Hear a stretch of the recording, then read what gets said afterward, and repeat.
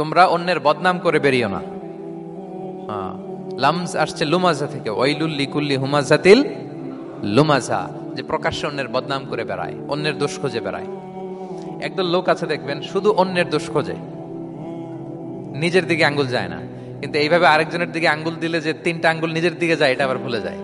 কাউকে যদি আমি এরকম করি, আমার দিকে কয় আঙ্গুল বলেন? এই 3টা কার দিকে?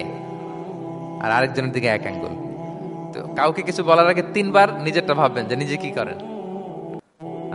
ওলা তাল মিজান, অন্যের বদনাম করো না, প্রকাশ্যে অন্যের দোষ খোঁজো না। সবচেয়ে বুদ্ধিমান সে যে নিজের দোষ খোঁজে।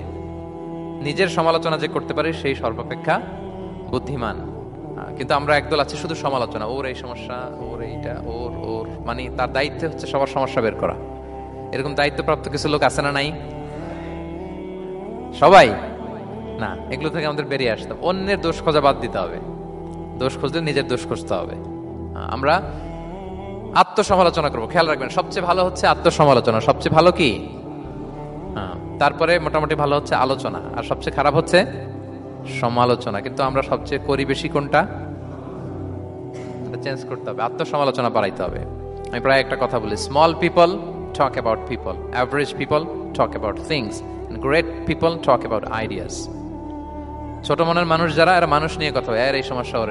মাঝারি ধরনের যারা, এরা বিভিন্ন বিষয় নিয়ে, ঘটনা নিয়ে কথা বলে। গ্রেট মাইন্ড যারা, এরা আইডিয়া নিয়ে কথা বলে, যে এই আইডিয়া ইমপ্লিমেন্ট করলে সমাজের এটা সমাধান হবে, এই আইডিয়া জেনারেট করতে পারলে এইটা কাজ হবে। দেখুন বলেন, আপনি কি ছোট মনের মানুষ হবেন না বড় মনের? অন্যের দোষ খুঁজবো, আর তাহলে কারটা খুঁজবো? ইনশাআল্লাহ বলেন সবাই।